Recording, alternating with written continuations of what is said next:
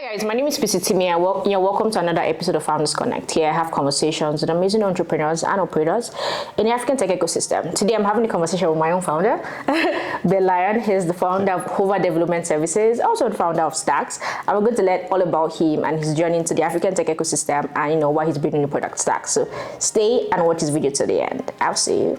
Welcome to my YouTube channel. I am Timi, a change maker, professional, and creative who is passionate about growing people and growing businesses. Like, comment, subscribe to my channel, and please always share my videos. It promises to always be impactful and insightful. Hi Ben. Hey Peace. Are you good? Doing well. Okay, how are you? I'm good. I'm excited to learn more about you. I'm hopeful that I will learn more about you that I do not already know. Let's pull the threads. Okay, right. So let's start from what growing up was like for you. Yeah. Gosh, I grew up all over the American South. All over? Pretty all over. I moved, I think the longest I lived anywhere as a child was maybe 5 years. My dad was retired military and then was a hospital administrator. They transferred him all over. So I grew up in Texas, Arkansas, West Virginia, Kentucky, and some others. But yeah, just moved a lot. Really was interested in kind of, the outdoors and kind of found this was really an accidental path really for me. When I graduated college, I was thinking I would go work for government. I'd kind of follow the family tradition, which would be working in government. But I graduated in the recession with a liberal arts degree. So, 2009, Great Recession happens. Not a great time to have a liberal arts degree. Basically a liberal arts degree tells you you know how to learn, but you don't necessarily have hard skills. And so I go out into the job market. And I look for work in Washington, D.C. for about a year. I don't get hired for anything, literally nothing. And, student bills were coming due. And so I was looking can I go work at a restaurant? Can I work anywhere? Can I be, one of the people that, like a marshal that helps people bring into a court? And so I really looked for a year and kind of was aimless, I think. But I had in college, my grandfather who had grown up a little bit in Congo. He was a missionary and he partially raised my mother there. Right. He had in college taken me abroad for the first time. We went to Southeast Asia, Singapore, Indonesia, East Timor. And for me, that was a really eye-opening experience. You come from, the American South is a weird place. And we, coming out of that, seeing the vibrancy and the infrastructure of Singapore, and then we went to Indonesia. We were in this place that had just been affected by a significant earthquake, so you've got kind of massive damage. And then we went to East Timor during effectively a period of civil war. And for me, that was really shook me by the shoulders to kind of wake up to the world and what's happening to it. And coming out of that experience, while I was still in college, I was wondering what can I do, if anything, to contribute in these settings, to do something to help people. And so, after I graduated college and I'm looking for work and I'm getting nothing, I'm just kind of getting fed up, and still that desire was there. And I'd had some experience in northern Uganda, and so I thought look, this is a passion of mine. I'm really interested in East Africa from some time there. And I'm just going to double down on this idea that, microfinance and this new thing, mobile money, have some synergy that's really important for people. And so just kind of randomly, after looking for work for a year, I had met some guys on Twitter, and somehow we started a company together. And so my first job out of college was founding a merchant aggregator company in Kenya called Kopo Kopo. Interesting. So after that year, you basically just moved to Kenya and started Kopo? I moved in November 2010, and then I lived in Kenya for about 5 years. That's very interesting. Yeah. So before we talk about Kopo Kopo, you said you lived all over the South America, right? What was your favorite city? Oh gosh, probably Memphis is really the only proper city I lived in. And so I was born in Johnson City, Tennessee. I went to college in Memphis, so I've got a little Tennessee kind of in my roots, but I really mostly kind of identify as an Arkansan. But Memphis, I'd say, is, great food city, incredible music, really like a cultural hub. So that was my favorite. And I'd say next to that would be DC or Seattle, but that came after as I was an adult. Right, so what was your favorite memory growing up? Favorite memory growing up? That's a tough one. Too many? Yeah, I had a good childhood. I grew up in an environment where I was loved, and I really wasn't exposed to much challenge. So pretty privileged. And I think most of it was just, being outdoors. I was a Boy Scout, and so just kind of going out and camping and learning how to push the edges in different environments. There's one time we had like a tornado tear through our camp, rip up a bunch of our stuff, and I think those kind of experience, not that specific one, but those kind of experiences really helped me kind of figure out that I'm a risk taker, and that I really crave kind of new experiences. I crave challenges. It just really engages me intellectually.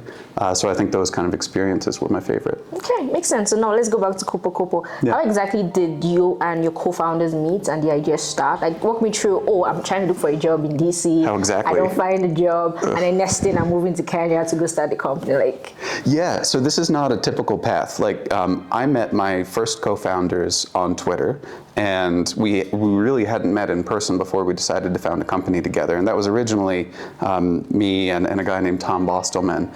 And then he's a very senior engineer, and at the time I was in my early 20s, so I'm very green. We were figuring out, he didn't want to be CEO. I was like, I'm way too young to do that. I don't even know what I'm doing. I can barely count. And so we decided to bring in one of his former colleagues who they'd founded a nonprofit together focused on building savings in vulnerable communities in the US. And so he said, we've got to get this guy Dylan. He's got the executive kind of chops. So we brought him on as CEO and as co-founder really before I met him. And so I wouldn't advise that path to other entrepreneurs. It's very atypical, but it worked out really well. And Dylan was the best man in my wedding. We're still very close. And we built a great company together that's still around.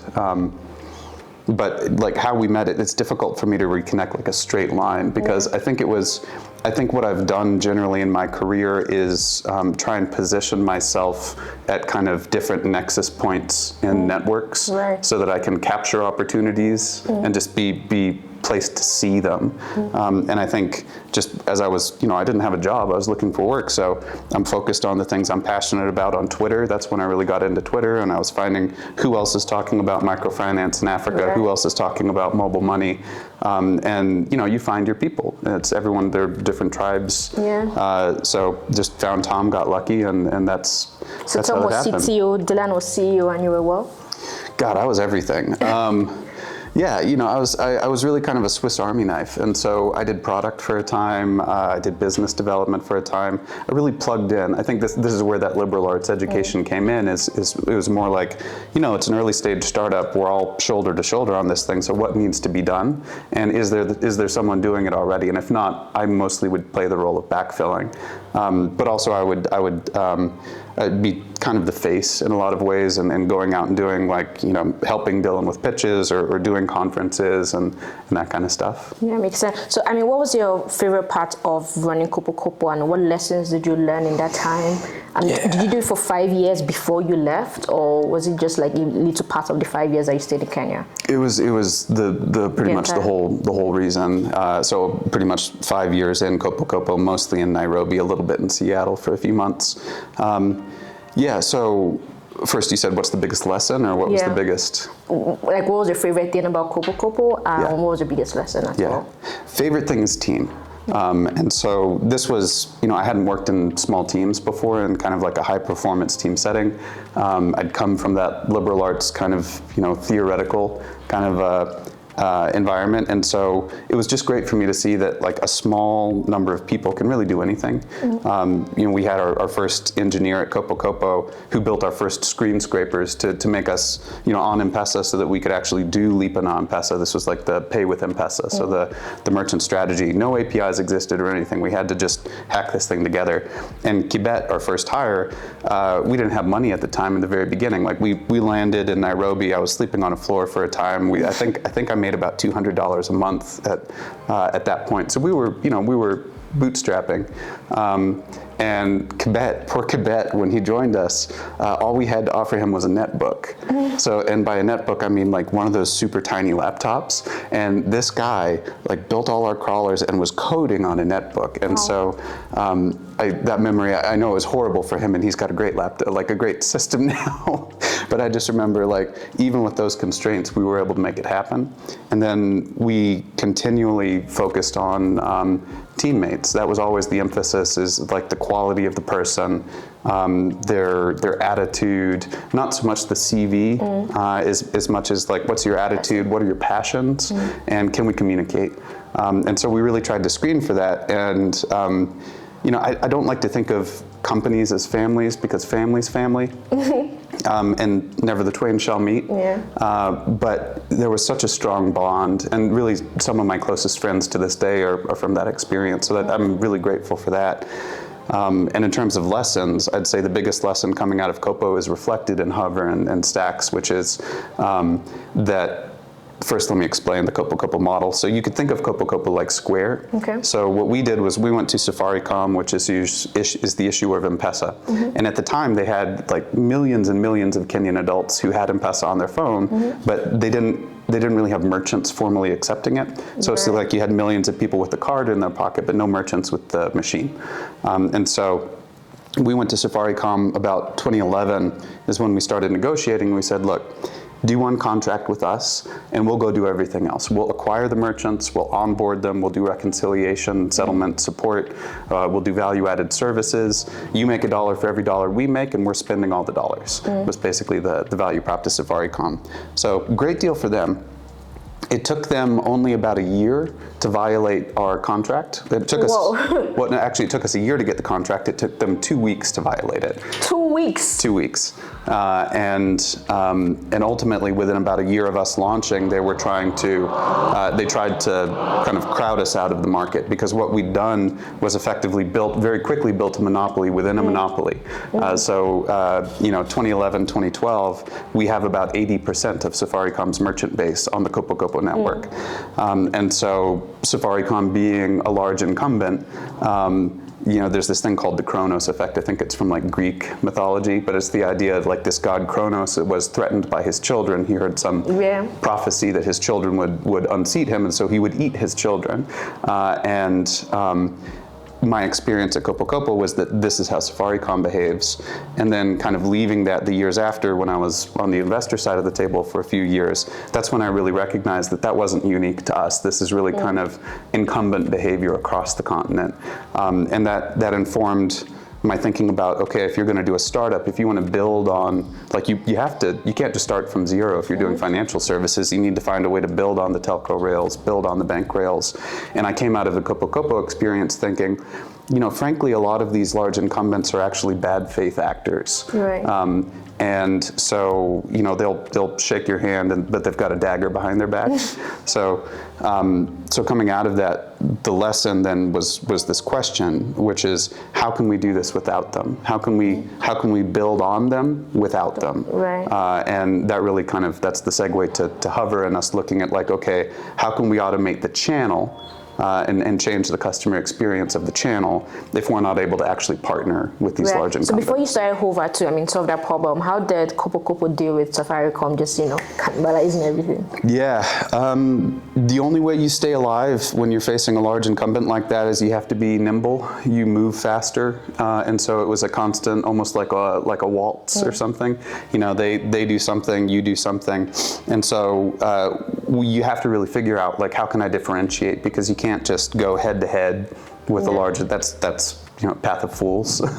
So I kind of took on this lesson of like almost like insurgent type kind of approaches to it. I think I'm missing your question. So my question was, how did you guys deal with Safaricom? Just like, it took you a year to get the contract, 2 weeks to get them to violate it, and then what happened afterwards? Because Kopo Kopo was still existing, right? Yeah. Did the business model change? Did you guys pivot or? Yeah. So first there was the recognition when they breached the contract that you can't really do anything practically. When in a system like this, they have so much sway on the regulator and on many institutions, and so. So what we decided to do was like, look, there's no legal recourse here. You can't go and say you violated contract and it's a contract. This is the basis of all capital, like capitalism. And so what we decided instead was we had to focus on where we're different and where we can build out our value that they can't see and they can't touch. Right. And so what we had started was just a basic payment solution. You want to buy your coffee at, say, Java House in Nairobi. Today, that's a Kopo Kopo merchant. So you buy your coffee, you pay 1,000 shillings. That actually goes to Kopo Kopo, and then we settle out to Java House like 990 something shillings less our transaction fee. That's such a small, in mobile money acceptance, like you're making like 25 basis points or like 0.25%. So it's really small margins. And so that alone compelled us to find a larger opportunity built on that. But the bigger driver was that we knew Safaricom could kill that line. And so what we decided in 2013 was to launch, and this was actually within about 2 weeks of Square launching their Square Capital service. We didn't know they were about to do that. We launched basically the same service with the same design called Grow by Kopo Kopo. And so what that was a merchant cash advance service where if you're a Kopo Kopo merchant, you've been with us for 3+ months, we will give you an unsecured cash advance instantly. You tap a button, check the box, money's in your account. And the way that you repay that is by dedicating a percentage of your daily M-Pesa payments, like your receivables. So you could take out like a $20,000 cash advance and say, I'll repay you with 30% of my daily M-Pesa sales. And since we're the M-Pesa processor, we can just easily automate collecting it. Yeah, and so what that did was effectively create a black box that the incumbent couldn't see into. They couldn't see our algorithms. They didn't know who we were lending to. And really that cash advance service became the killer feature. Finance is the killer feature. And so still today? Absolutely, that's the main source of the business. And so even then when they would send their own agents to try and get our merchants to move to them, the agents then would say, or the merchants would say like, you're not going to give me a cash advance. Like, so why would I do that? Like, and that kept us alive primarily by shifting to that and really seeing then that the transaction to a great extent we had to view as a loss leader. And we had to understand that transaction revenue could disappear overnight because over the first 2 or 3 years of Kopo Kopo, Safaricom unilaterally changed our rates against contract like 2 times. And like I was once on a stage in a conference, and I don't know why I was looking at Twitter while I'm on the stage, but that's when I saw that like the CEO had announced new merchant discount rates, and they hadn't told us. And based on what it had, they were saying, I was like, it looks like they just cut us out entirely. Wow. You know, so that's how you would like. You're the only. You know, even today, like we account for probably 8 to 10% of their merchant network, and you just never know what's coming down the stream, and so you have to kind of be vigilant and keep moving because those transaction fees could go away any day, and they did twice. I mean, we originally charged 1.5%, and Safaricom got 1%, we got 0.5%, so they got the lion's share, but then they slashed it down. Okay, now it's 1% overnight, go figure that out. And then like a year later, it's like now it's 0.5%. And so they're just squeezing your margins down. And yeah, we just had to find another way to live. But I think that's also the arc of the industry where you generally see this race to zero on transactions. Yeah. And I generally view that transaction fees will approach zero kind of everywhere. And so we had to change our mindset to like transaction as loss leader. What data is available in payments? How can we build on payments? Similar to like you would look at a Square and kind of how do we build a suite of business services around that? Yeah, that makes sense. I mean, it sounds like you guys did amazing work, and Kopo Kopo is still existing today. So that's like really successful business. Yeah. Why did you leave, or how did you know that it was the right time to leave and then start over? What was that transition like? Yeah, so I look at this part of my life as like a really expensive MBA. So I was there about 5 years. We were really moving as quickly as we could. I think at our peak we were acquiring something like 2,000 merchants a month. Now, when you're doing that, the quality is not always so great. But you know, that's compared to banks, like large banks in East Africa. Even today might only have 300 merchants. And so we were acquiring about 2,000 a month. And this is where we were kind of building our quick mini monopoly within Safaricom Sandbox. And what had happened was we were really investing in growth. We had started investing also, we were trying to diversify outside of Kenya because of the Safaricom risk. You had too much partner concentration risk. So we were trying to find ways like how do we go to Rwanda? How do we go to Tanzania? We set up pilots there. And so we started doing that. and we also even started licensing our like white labeling our core technology. We sold that to a bank in Zimbabwe, to a bank in Uganda, so we were trying to really diversify the business outside of Kenya at the time, and we were investing heavily in growth. And what had happened was we were out trying to raise our Series A. We were trying to raise about 5 million, and this is in 2015, so the capital markets were dramatically different than they are today. And that's wonderful for the ecosystem, but it was not that way then. And so we're trying to raise about $5 million, and the first close on that round is 3 million. So once you hit 3 million, wires start coming.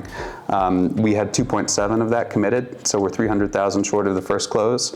And then that investor, post-term sheet, post-diligence, pretty randomly kind of pulled the term sheet. Any reason why? I cannot figure it out. I'm not going to throw them under the bus. I found it unprofessional. I'll just leave it at that. But it put us in a bind because we were really banking on that lead to hit the first close, and all indications were, all lights were flashing green. So then this investor pulls. We have 2 weeks of cash in the bank, and we have at that point probably 50 or 60 teammates, probably spending $200,000 a month. And it was dramatic. It was like, you have 2 weeks of existence left. What do you do? And so we tried to get another investor up to that point where they would put in the lead. It was going to take them more than 2 weeks. And so we were kind of in the squeeze and had to go back to our existing investors and say, like, look, we're in a position here, like, we believe, you see the growth, you see the possibility, but we're almost out of cash, we're about to die. So can you invest again? And they did, but they did it where they recapitalized the company. And so we were valued at something like 30% the previous post-money valuation. And so with like venture capital investors, they've got all of these anti-dilution protections. And the moment you have something like that happen, like a significant down round or a recap, those provisions kick in and you see massive dilution across the common shareholders. And common shareholders are teammates, they're founders, we're all common shareholders. So massively diluted down. And about that point in 2015, we decided, like, let's take the money. It's better to lay off 15 people than 50. And we believed in the opportunity. So we took the money because it was all that was available.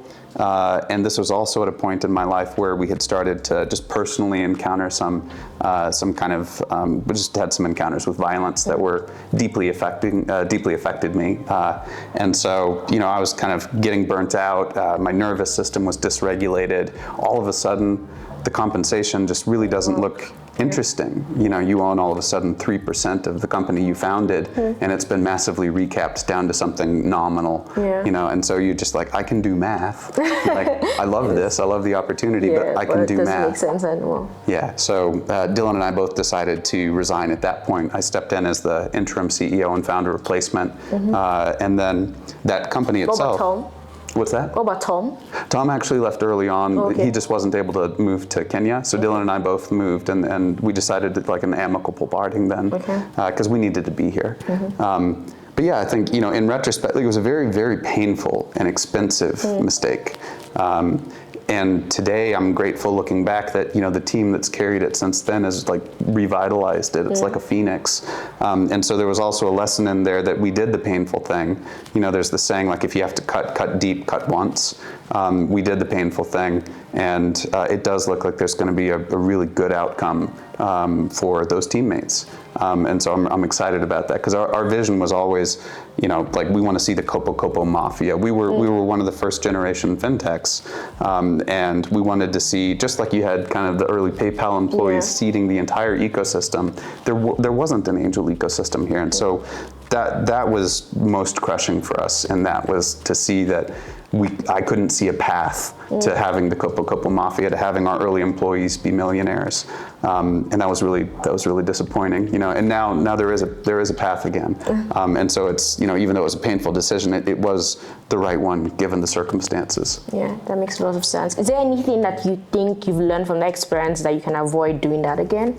Oh yeah. Yeah. Spend for the company you have, not the company you want. Plan for contingencies. Give more context to that first one. Yeah, just be, clear-eyed about where you actually are as a company, where you are in terms of traction and what milestones you need to hit and how long it will take to hit those milestones with some margin of safety and spend accordingly. Right. And avoid the squeeze as best you can, and also to avoid the squeeze, always have a plan B, C, D, E. Like one of our values in Hover is plan for contingencies. Yeah. And it really comes from that. Like you should never be forced to say yes. You want the option to say no. And so you need to have multiple options. So just being really conscious of clear-eyed about your traction and also not having hope as a strategy. That's a good one. Yeah, hope is not a strategy. So I think we could have probably, in retrospect, been more clear-eyed about the fact that the round was taking longer. We probably should have done the layoffs months before in anticipation. Even though it did hurt the company, it was probably what we should have done. Yeah. So I'd say that generally. Okay, that's a good advice. So you left Kopo Kopo, moved back to the US, and then when did Hover start and how did it happen? I mean, obviously your co-founders now are not the same co-founders, so there's also a story of how did you meet your co-founders as well? Yeah, so there were a couple of years where, so I was a founder at Kopo Kopo, and then I moved to the US as one of the founding members of the DFS Lab. And really my role was entrepreneur in residence. And so DFS Lab is this early stage fintech accelerator that's targeting sub-Saharan Africa, South Asia. And the spirit of me going there as an entrepreneur in residence was like, look, spend some time here. Let's help other founders. Let's invest where we can and build the ecosystem. But ultimately my role is to leave and build something again and kind of launch from that network. So I spent about 2 years there. And the big insight for me from that was to see that, this 5 years in Kopo Kopo I had all these experiences, and then we looked at, I think, 700 companies. We invested in 9. I had, weekly calls with probably 6 CEOs. And for me, that was a great experience or opportunity to really see how much we share, how many struggles we share as kind of entrepreneurs. But also that many of the challenges we faced at Kopo Kopo were not unique to Kopo Kopo, and they were actually representative of kind of the continental challenges. And so coming out of 2 years there, I'm talking to David, who's a longtime friend. He's now our Hover CTO and co-founder. We were friends in Nairobi. Jess, who's my spouse, and also we were friends in Nairobi, and she's a co-founder at Hover. So as I'm working at DFS Lab, David, Jess, and I are all kind of toying with this idea of we want to do something together. We really like working together. We like each other. Why not?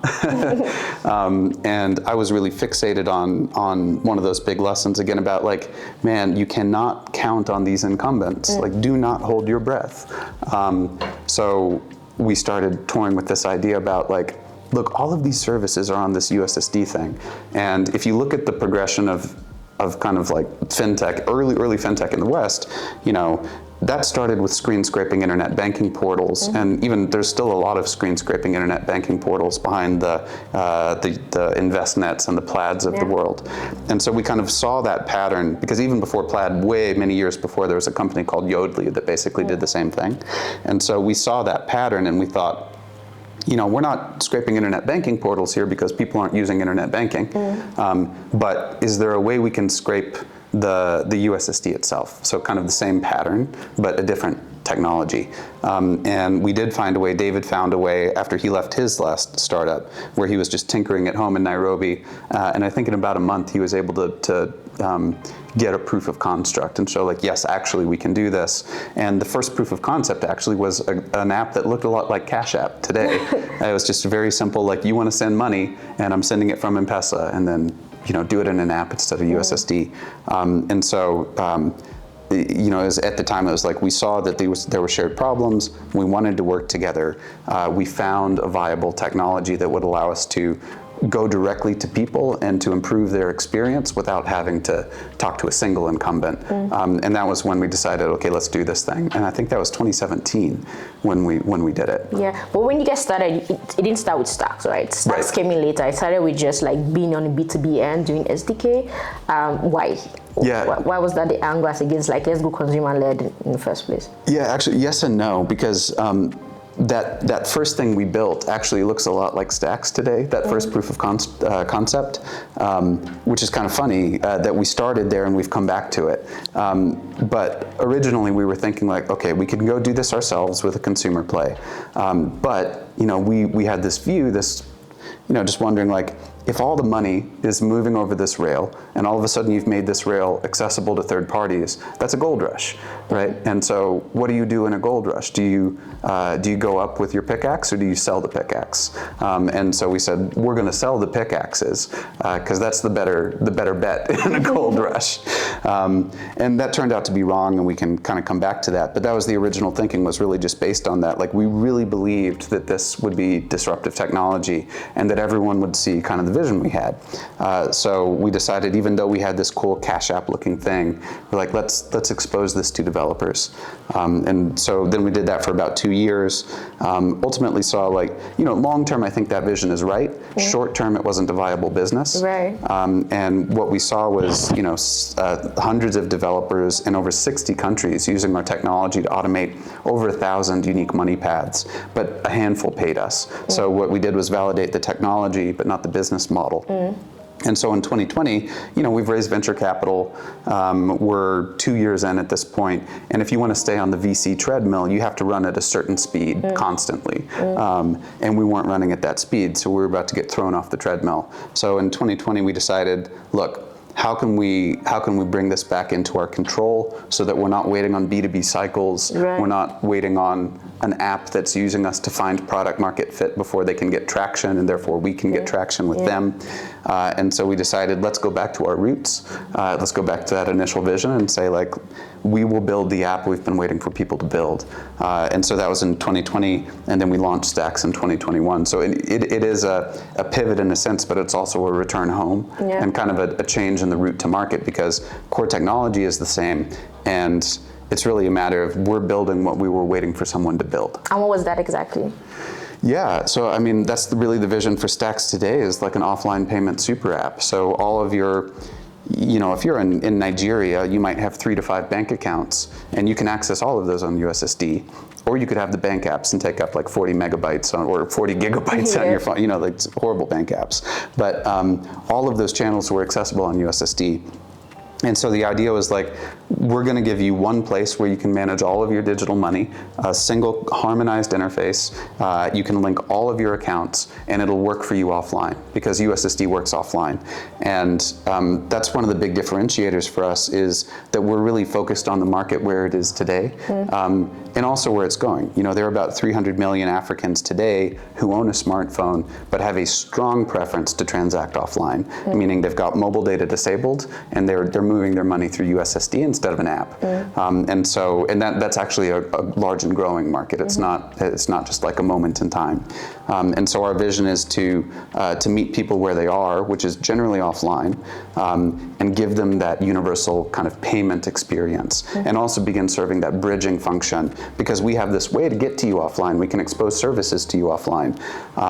And so really helping bridge them onto the internet in a way, and extending the edges of the internet through USSD automation. But big vision, offline payment super app. Okay, cool. I mean, it sounds nice, and I know, right? But for people outside, right, there's this argument of, USSD, people are moving away from USSD, right? They're wrong. There's internet banking, and every other fintech is building for like internet banking and APIs and P2P that are very internet enabled, but we're doing something different. And like, what's the real thinking that drives that? The market is going here, it's going to the internet, it's going to P2P, it's going with apps, right, that require the internet, but here we're focusing on something different. Yeah, so I like the phrase, everyone is entitled to their own opinions, but not their own facts. And the people who are saying that are categorically wrong. And that's based on observable fact and structured data. And so we can see from between Caribou Data, which is this like Nielsen type service. They have nationally representative panels in 5 African markets, where basically anything you were doing on your smartphone, you were getting paid for that to be seen, so that they could get a profile of how people use smartphones.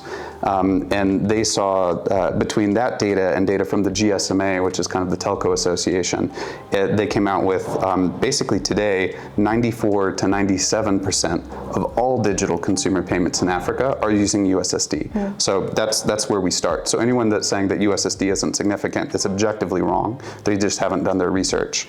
And so then it's a question of like, what's the vector? So is USSD growing? Is it growing? Is it diminishing? And how is that relative to internet banking services? And that's your fintechs, your chippers, your barters, that kind of stuff. And so if you look at the growth of those services just next to one another, actually, it's profound. So over the same period that you've had the chipper cashes of the world existing, you've had hundreds of millions of people come into the financial fold through USSD. I mean, hundreds of millions. COVID really accelerated the use of digital payments, and again, 94 to 97% are USSD. And so it turns out that the vector for growth for USSD, this technology from 1997, is at breakneck. It's growing at a breakneck speed. Even the fintechs, even though that they sell that vision, they'll go tell the investors, oh, this is going away. Look at them launch USSD codes, and I've been in some of those meetings where, discussing decisions and saying like, oh, we had taken down USSD, but that business did not come back to us. We lost business when we did that. And so that's the reality of the market as it is today, but it's also where it's going, especially when you consider, look at our macro environment. This is a market worsening situation for everyone. We're through a pandemic. We've got kind of global cataclysm affecting our financial markets. People's wealth is not increasing. And if the preference today is to be offline because you're very data conscious, because you're trying to make every penny last, that's not changing. And it's not changing the next 5 years. And so I think they've just misidentified kind of the window. And what, there's a little bit of projection of like the world as I want it to be versus the world as it is. Interesting. And Stax is basically just giving USSD simpler, better user interface, right? Yeah. Yeah. So people can still transact on USSD, but then it's more fun and it's more expensive. Okay, makes sense. I know Kopo is very big on financial inclusion, and when you talk about things like why you started Kopo Kopo in the first place, and you talk about like mobile money, and talk about people still transact on USSD, the financial inclusion part also comes about. But I still want you to like speak a bit more about how it's not just about building an offline super app, but this is how it also translates to getting people to become more financially inclusive. Yeah, and with over the years, I've been in kind of African fintech for 12 years, and I used to identify it more as financial inclusion, and to me now I just call it fintech. And I think they've kind of blurred because this is the market opportunity. There are going to be 2 billion Africans by 2050. Don't you want to start building out find a wedge, start serving that base and growing with it instead of waiting for some massive disruption and all of a sudden you've got free data and everyone's on smartphones all the time. And so, it's all just fintech to me. It's like, this is the market opportunity. Again, that 300 million Africans today with smartphone choosing to transact offline, that's kind of where we start. And we don't just think about inclusion, we really just think about it's about how can you reach the most possible people. And that then forces you to be inclusive and to think about accessibility. Because that's one of the main limits. If you're like a USSD user today, if you have a visual impairment, can't use USSD, it's hostile to you. If you have a motor impairment, probably can't use it easily. If you're illiterate, if you're enumerate, at this point I've listed about 1 billion people in the world. So if you're not focusing on that, then you're excluding those people and you've made your total addressable market smaller. And so to me now I'm socially driven. We have a mission at this company, which is to build an inclusive internet. But to me now, it one-to-one matches with, there are ways to do this where you can have a huge market outcome. And it's just about serving the market as it is. And making it more accessible. Like Safaricom's an enormously valuable company, and one of their first innovations was just like the Bamba 20. So like now you can buy the smallest denomination is 20 shillings of airtime. So it's just like, can I break this down into sachets and make it accessible? And like you wouldn't look at Safaricom and say that that's a mission-driven company. That's a telco. But they figured out how to serve the market. So that's my new framing on that. Yeah, that makes sense. So you did hover the main B2B model for 2 years, and in 2020 to 2022, it's been Stax. That's right. What has been like the parallel, and you know that, oh yes, we actually did the right thing in pivoting, because how Stax grown, what interaction that makes you validate that, yeah, we're on the right path, versus the way we started with just like automating SDK for developers? Yeah, I mean, now we get to talk to our users directly, right? And so when we were an API platform and you have an app that builds on us, we really didn't have visibility to actually the end user, and we couldn't really get good feedback on, are you getting the value you expected? Like, we didn't even have great visibility into like, where is it breaking and stuff. And so by us going directly by building that relationship directly with users, now we've got a really tight feedback loop. And so that, based on the feedback we're getting and the use, we're able to see that our value prop resonates. Like, if you tell people this is one app where you can link all of your accounts and you can transact offline and you can even delete some of your bank apps and free up some of that space on your phone, people will download that app in spades. Like, we know top of the funnel, we've had almost 200,000 all-time downloads, right? So we know that people want to buy what we're selling. So today the issue for us is to make sure that we're living up to our end of the promise, because people want to buy what we're selling. And so the biggest issue today is more internal, around like we're working through kind of bugs and device-specific issues and the like, but they do want it. And so there's resonance there, and I think that's the greatest validation.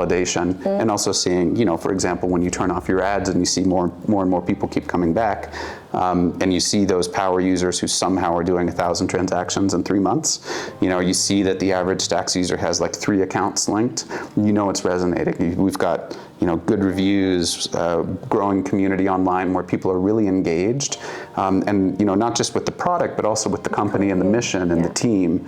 And so you can kind of see it all around, that people are rooting for us, and people want what we're selling, and so we just have to deliver it now. And that's different than when we were at Hover. We were still trying to figure out, do you want what we're selling? You know.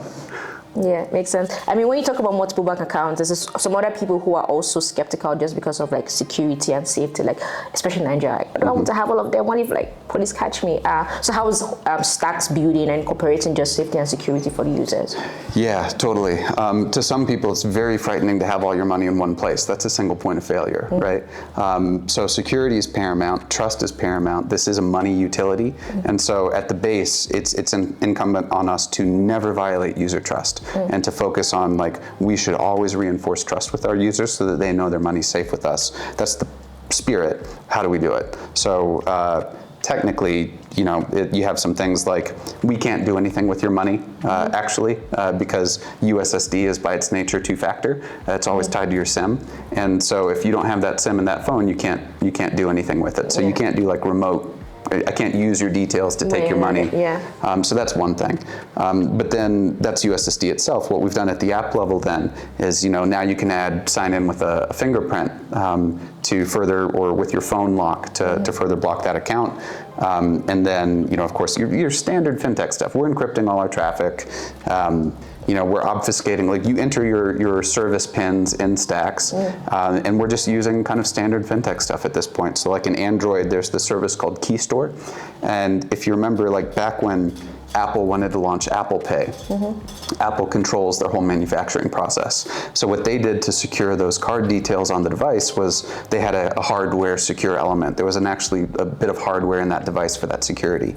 Android wanted to compete, but Android doesn't control their manufacturing process. They're distributed through OEMs. And so Android's response was to build what they called a software secure element. And this is what enabled you to then have Android Pay, and you had thousands of global banks sign on, and MasterCard and Visa.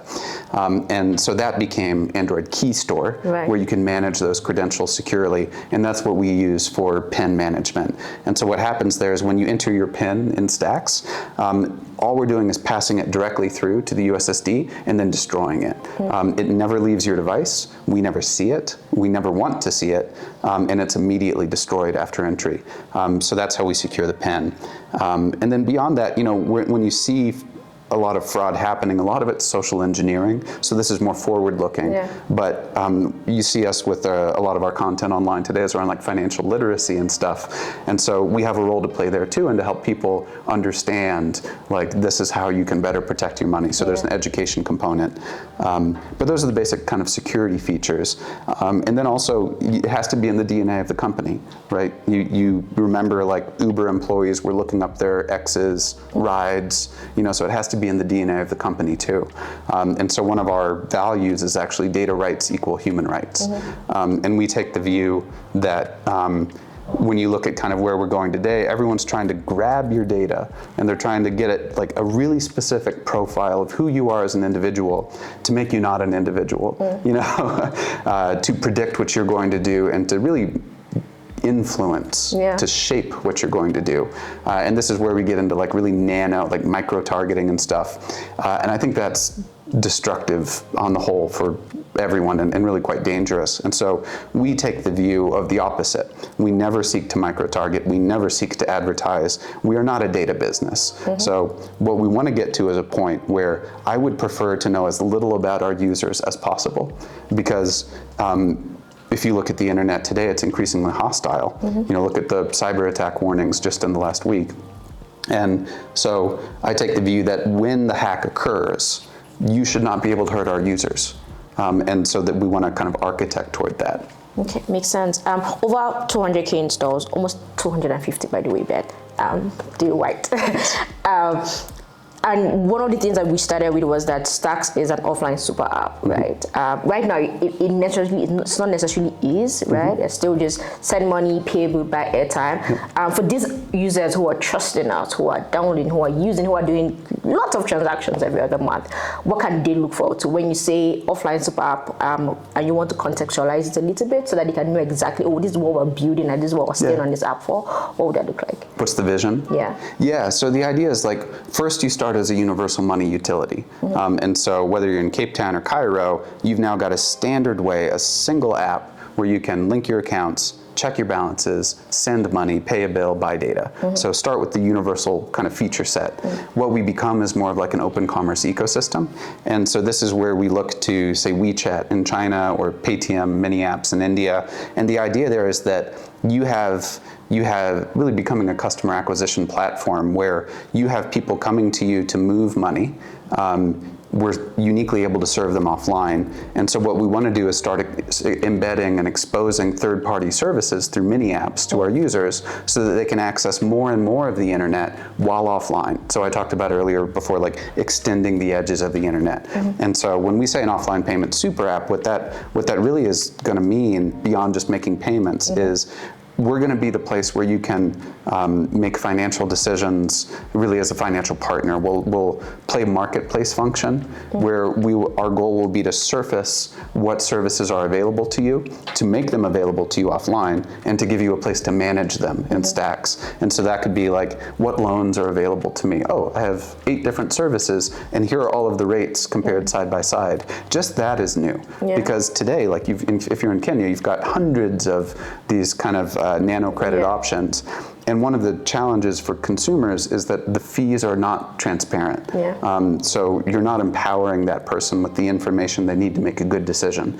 So playing a marketplace function, our goal would be to surface all of that for you so that you can make the best decision. Say, I want this loan, but then you apply for that loan in Stax.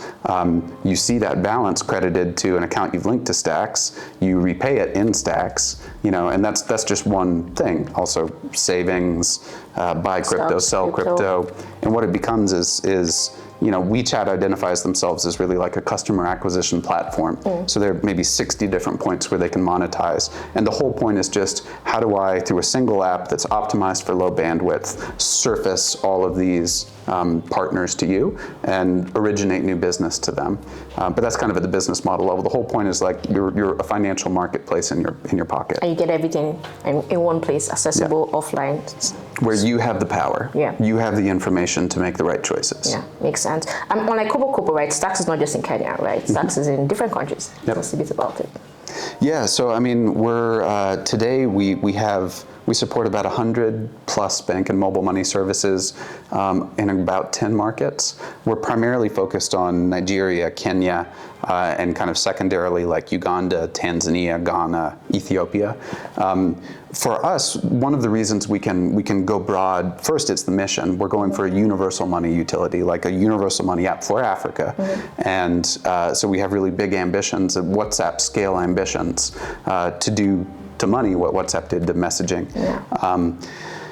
So one of the reasons we can focus or we can have such broad service so quickly is the nature of our technology. Because what we're doing is we're not actually holding your money, we're not processing a payment, we don't require licenses to do what we're doing because of that. And so really all we need to do to go live in a market is, by our own rules, support at least 6 services. Because one of the big value props for Stax is you can link multiple accounts. So we don't want to start marketing until there are at least 6 that we support. So how do we support new services? What we've done is, for us to support a new service, what that means is that we've seen the whole USSD flow. We know how to automate it. So the challenge early on was, how do we get access to all of these thousands of USSD services across Africa, because they require a SIM card. You got to walk into that SACCO, give them your ID, and then you'll get access to their mobile banking. So how on earth can we process that long tail? And what we found was a way to crowdsource that through our users. And so a Stax user today, they can go to settings in the app, and there's this feature called Money Mappers, where we have open bounties by country, saying like, if you're in South Africa, maybe we don't support Capitec Bank yet, and we want to, so we'll pay you $5 to check your balance on Capitec Bank from this flow we have in Stax, which allows us to record that session so that we can then kind of ingest and configure that code. So we found a really efficient, actually there's no precedent for the level of efficiency we have here. There's no precedent by far, because we can support a service for less than $100, which means that we can be ready to start marketing in a new country for about $600. That's no one does that. So we have a really efficient way to scale service coverage. But there's a difference between availability and focus, right? So we're focusing on a few markets, but we're trying to be available everywhere. Yeah, that makes lots of sense. I forgot the question I was about to ask just now. I said, the market opportunities, massive, right? The amount of people that can be impacted by this app and this product is a lot, right? The adoption also has been really great, right? People are interested, people are using it. But what are some challenges that you've also faced in just like building Stax? Yeah, so I mean, kind of wearing my hat, the CEO hat, I'm always thinking about cash in the bank, culture vision, and kind of team alignment. And so I think just fundraising is always, that's always top of mind for me. So I hate fundraising, but it's my job. So even when we're successful, it's a challenge to me, so I'll list that one. But beyond that, I think, the biggest challenge for any company, and I don't think this affects us so much, but it's around communication and alignment. So does the team share the same mission? Do we have one mission? Do we communicate well? And have we created a foundation of psychological safety where players can lead and take big risks? Because in an elite team, players lead. And so for me, I think the challenge has been figuring out how to create that environment as a CEO, because in my last company, I wasn't so conscious of that. And we did have silos form, and we had kind of tribes that became partisan, and so that's something I put a lot of thinking into is in this organization, is the design of our organization, to ensure that every person on the team is resourced to do their best work and feels safe to take big risk.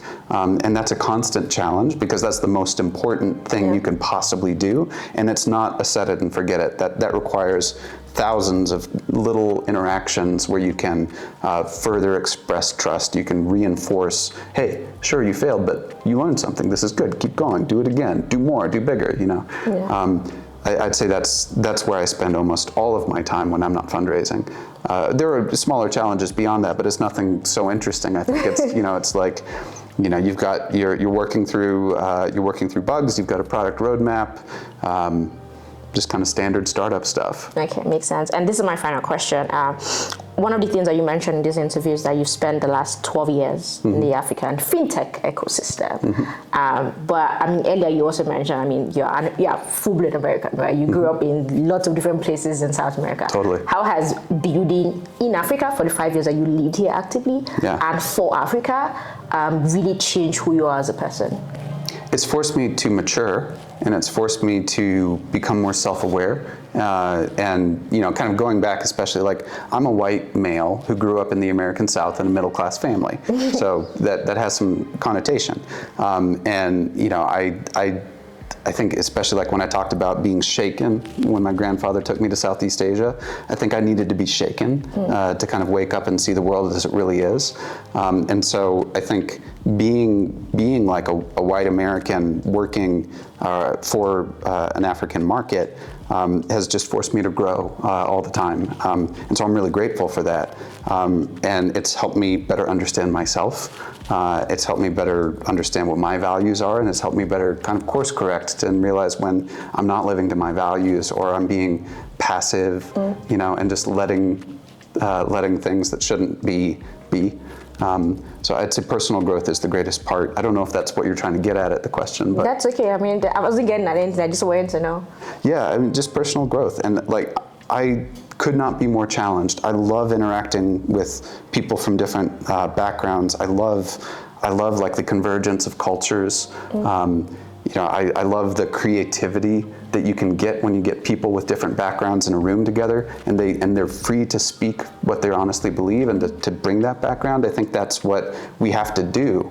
All of us have to do to build the better future. And so I'm grateful that I've had that opportunity. It's made me a much better person. I still have work to do. Yeah, amazing. And I said that was my last question, but I think this is the final one. Maybe not, though. We'll find out.